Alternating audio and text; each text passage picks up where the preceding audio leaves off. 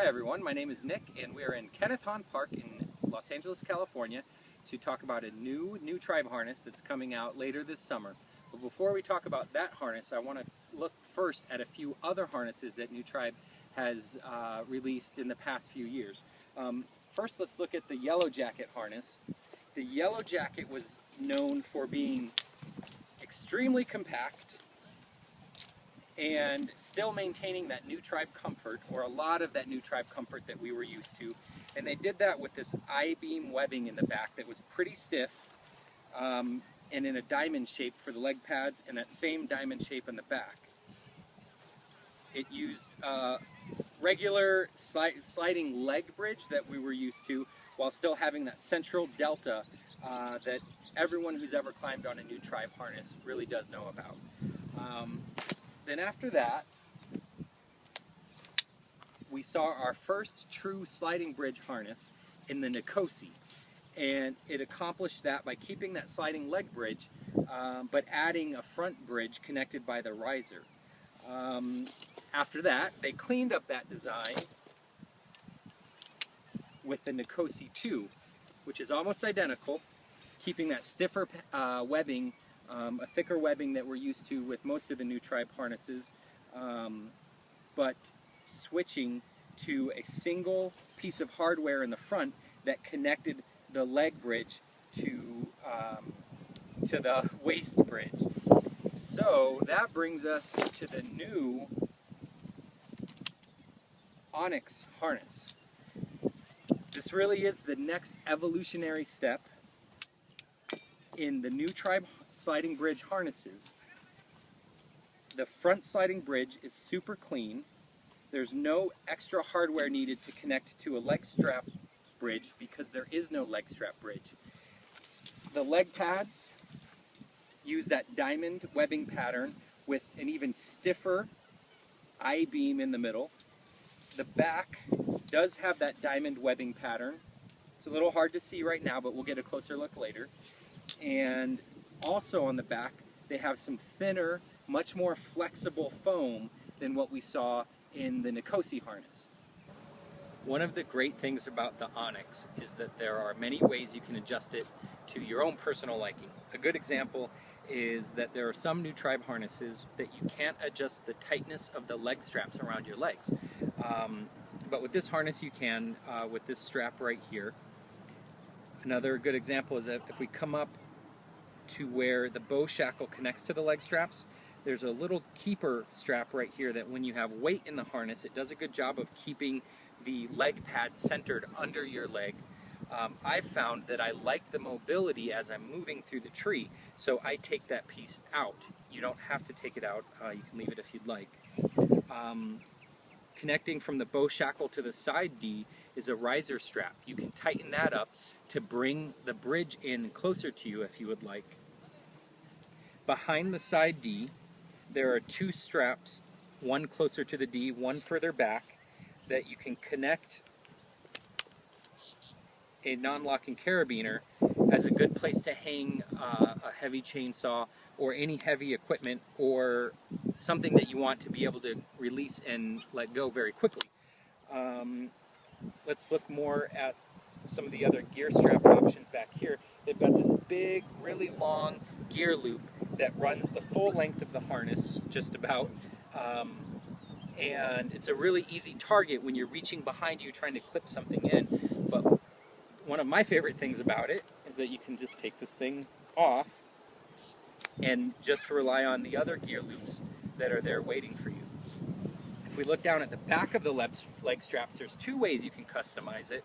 One, there's a strap that goes from the leg pad itself up through this metal ring, the aluminum ring, and then back down to the other leg strap, and it runs, moves as you're going through the tree. But you can adjust it with these buckles right here to adjust for your own personal body size. And then this is a new innovation, but there's a secondary butt strap that runs from this aluminum ring to this aluminum ring, and the leg straps can slide along there, and it provides a little more support and helps balance the weight between the waist pad and the leg straps. You can adjust the tension of that here on either side, or if you would like, you can just take it off and use the harness in a more traditional setup. On the top of the harness, we can use these the small D-rings that we looked at before, and New Tribe has available a shoulder strap that will go from this D-ring up to this metal ring, and it goes over your body much like a messenger bag. And if you're carrying really heavy equipment, this is a good way to distribute the weight from the waist belt onto your shoulders. Now if we look in the front of the harness, because we don't have a solid ring right here, it's a bow shackle, that allows us to change out this aluminum clip-in ring on the front to another ring that you might prefer, or get rid of it entirely. The best part about these bow shackles is that it opens up another customization option that's my favorite customization option, and that is converting the front bridge to a rope bridge. As it comes from New Tribe, the original bridge is a tripled over piece of 1-inch tubular webbing, and on the back side of it there is a chafe sleeve made of cordura to minimize the chafe from your carabiners or your clip-in ring causing damage to the bridge. But eventually, with a lot of climbing, this bridge will have to be replaced, and that can easily be done by opening up this bow shackle with an Allen wrench and either getting another bridge from New Tribe or making your own. I recommend when you put this back on, put a drop or two of thread locker inside here to help give some peace of mind to make sure that this Allen bolt is not going to come out. Or you can get the bridge conversion kit from New Tribe, switch to a rope bridge, and it will look more like this.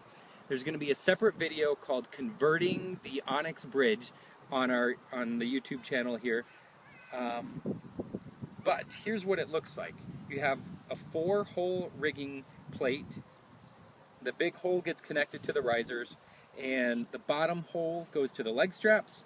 The middle hole is for the rope bridge, which is just any good quality climbing line, 1/2 inch or 11 millimeter, with a stopper knot tied in it. And you clip in between that, or have your clip-in ring running between that. You might notice wear faster on a rope bridge, but it's very easy to cut this out, throw it away, grab another scrapped piece of rope, stick it in there, tie your stopper knots, and you're good to go. I'm a big fan of the rope bridge upgrade, and I think it's time now to put this harness on and see what it looks like when you're hanging in it. Alright, to put this thing on, you just step through, and because of the super fancy schmancy ISC buckles, we just got to clip in. You don't have to adjust the tension every time because it'll stay more or less where you put it. There is a retaining clip right here to keep it nice and tidy up front. We have similar buckles on the side. These straps are a little long, but once you get it set to the length that works for you, you can cut these short to clean that up a little bit. Let's take a closer look. Here's that little retaining ring that I was talking about before. Because of that, the leg strap stays more or less where I put it. And if you look at it, it's on there really loose. There's nothing holding it in place, but just a little bit of tension is all that it takes to help out. For some reason, I've been experimenting with not having the leg loop, and it works just fine for me. I don't notice it, but the option is there for you if you want it. Let's look at the side D. One of my complaints about the Nikosi harness was that the side Ds flopped back. But this time they're using the ISC crank D, which has a slight angle at the top, and then that middle bar is connected to the leg riser. So even if the side D does go back, with a little bit of weight in the harness, it pulls that side D forward so that it's very easy for you to find it without even looking down. You know where it's going to be while you're clipping in. We'll continue looking around the back. Here's the slot for the carabiner. And just in this area right here, which for me, this is where I put most of my gear, on the right side, just behind my hip. I don't put a lot of gear in the back center. I put it right here, and there's 1, 2, 3, 4, 5, 6 different places, plus the carabiner. So really there are 7 different places. This little D-ring right here, 8 different places that you can put gear right in this region. I think that's phenomenal. It might seem overboard, but you could snip those off if you wanted to clean up the design for yourself. From here to, where did it go? From here to here is where the big handle would attach, but I don't have that on there because I don't carry that much gear. And there's a rear clip-in point, a rescue point right in the center, and then that brings us back around to the front. Okay, so this is the gear bag that I use on a day-to-day basis, and inside there are 2 climbing lines, a long one and a short one, a smaller gear bag with a bunch of hardware and a few other things, my lanyard, and then on top of that I would pile my harness, which with the Nikosi I got to make sure to tuck those leg straps in to each other, jam it in there, and the helmet goes on top. And it kind of sticks out the top a little, which is no big deal, because it still holds in place. One of the big things I noticed is when I got the Onyx harness, it's so much more compact that I can sort of just throw it in there, whichever way it goes, slide the helmet in, and whoops, and that helmet's not sticking up that high anymore. And now, when I tighten up this webbing, I notice there's a lot more excess left over. This harness will give you extra room in your bag so you can carry even more gear. In order to give a really good review, an honest review, I think it's important to share the negative parts about the harness. In previous reviews I've done for other harnesses, I've talked about maybe that the waist belt would rise up, that the foam was too stiff and bulky, or floppy D-rings. But in this harness, all of that has been fixed. It's an extremely comfortable harness. I've been using it for about 3 months now, and I've been extremely happy with everything that I've been encountering with it. And if there was ever a problem, something that I didn't like, I was able to customize my way out of it, adjust my way out of it so that it works well for me. The harness stays where I want it to stay. I tend to wear my harness a lot lower than I think what most people do, and it stays there regardless. And it's compact, it's lightweight, it does what I want it to do without being too much of something else. So that being said, let's steamroll forward and look at the myriad of ways there are to clip into this harness. So of course we have the front ring, and we can clip into that, and that works just fine.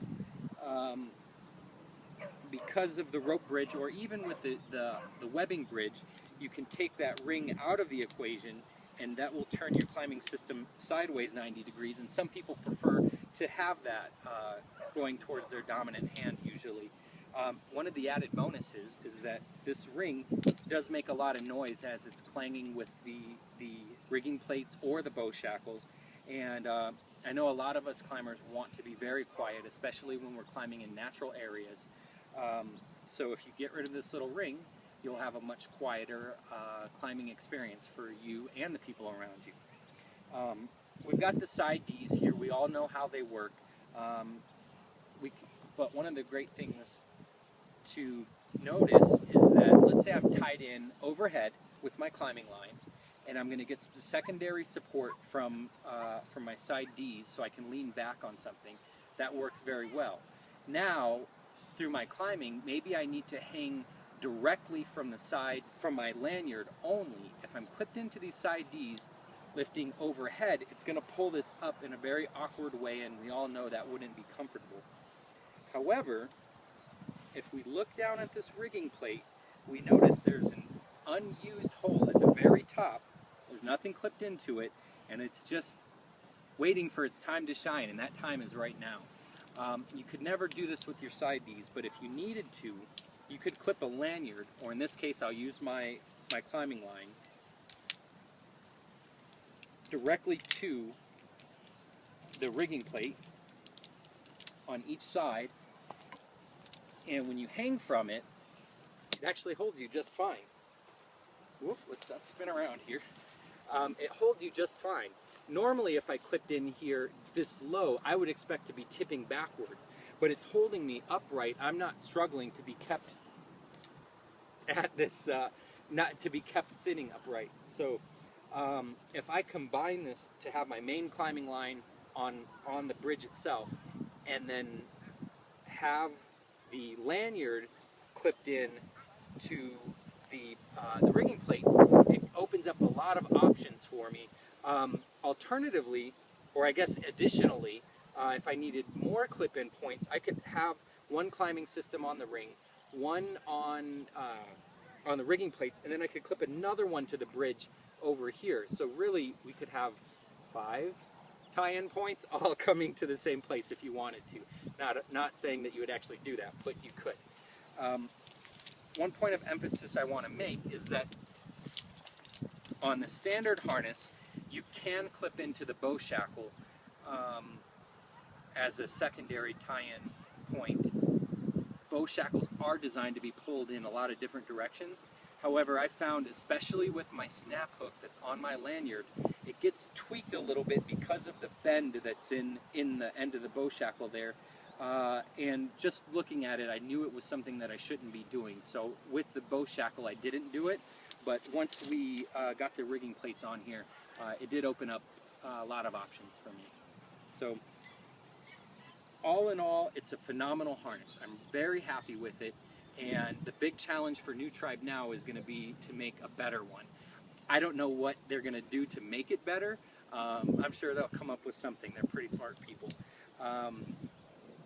It's comfort, it's customizable, and if you have to replace parts, it's not going to cost you an arm and a leg to do that. It'll be available in 2 different sizes. I'm wearing the small/medium size. There will also be a larger size available, and you can get it in August of 2013.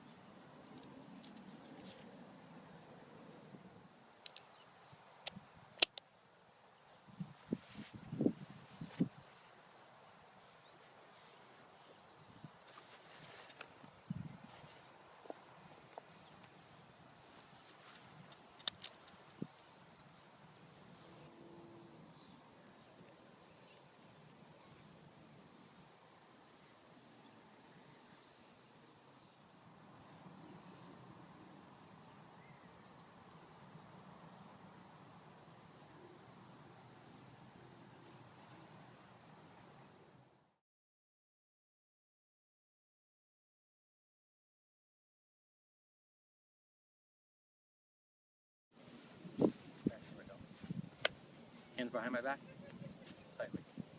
Like this, like this.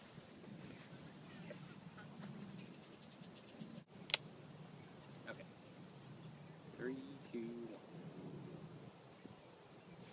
Hi everyone, my name is Nick and we are, Hi everyone, my name is Nick and we are in Southern California. Just let it go, let it go. Hi everyone, my name is Nick and we are in Southern why do I keep saying Kenneth Hahn Park in Los Angeles, California to talk about, I gotta nail this part, just let it keep rolling.